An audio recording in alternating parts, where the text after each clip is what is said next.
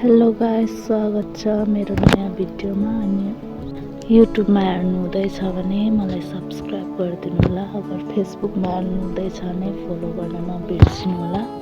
दिनको सुरुवात भइसकेको छ अनि मैले भर्खरै युट्युब च्यानल खोलेको थिएँ, हिजो मात्रै खोलेको। त्यसलाई चाहिँ सब्स्क्राइब गर्न नबिर्सिदिनु होला।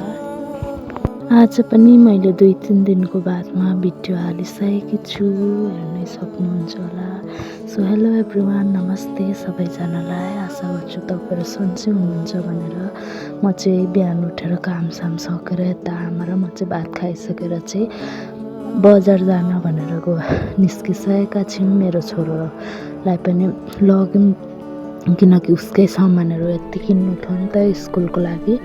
स्कुल चाहिँ 5 तारिकबाट लाग्ने थियो अनि यहाँ बजार पनि पुगिसकेका छौँ। सामान किनेर चाहिँ आमा चाहिँ त्यहाँ घटाउनु हुँदै थियो नि त। घटाउन चाहिँ मानेकै थिएन, त्यही पनि जसो तसो आमाले अलिअलि त घटाउनु भयो। अनि यता बोतलहरू टिफिनहरू पनि किन्न भनेर आइसकेका छौँ। हेर्नु यहाँ चाहिँ ठुला अब जिमहरू जाँदा यताउता जाँदा मात्रै युज गर्ने बोतलहरू मात्रै रहेछ नि त। त्यही भएर चाहिँ त्यहाँ चाहिँ किनिनँ। अलिक केटाकेटीलाई त अलिक सानै किनिदिएको राम्रो हो नि त।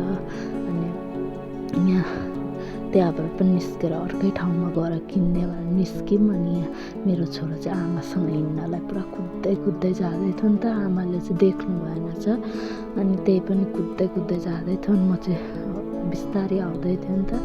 अनि त्यसपछि चाहिँ यता अर्कै ठाउँमा गएर हेऱ्यौँ। अनि हेरेर चाहिँ यहाँ चाहिँ अलिक राम्रो भेटेको थियो नि त। यहाँ चाहिँ फुलहरू पनि बेच्नु हुँदो रहेछ।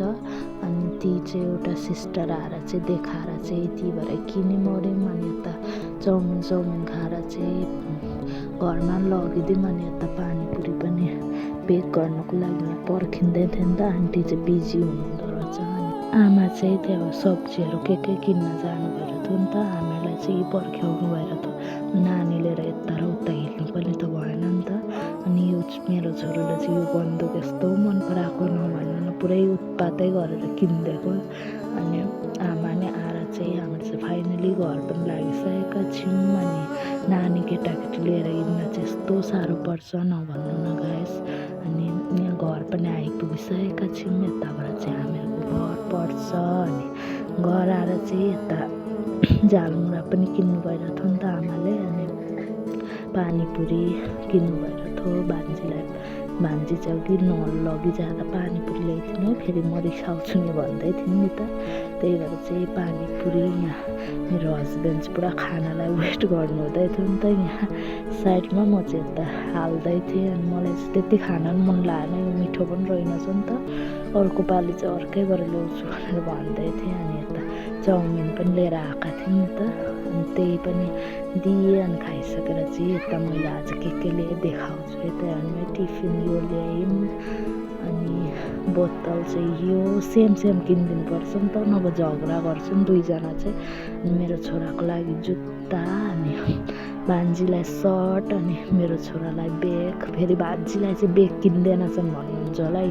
भान्जीको चाहिँ स्कुलकै ब्याग दिएका थियो नि त, KG 1बाट KG 2, अरू चाहिँ दिँदा रहेछन्।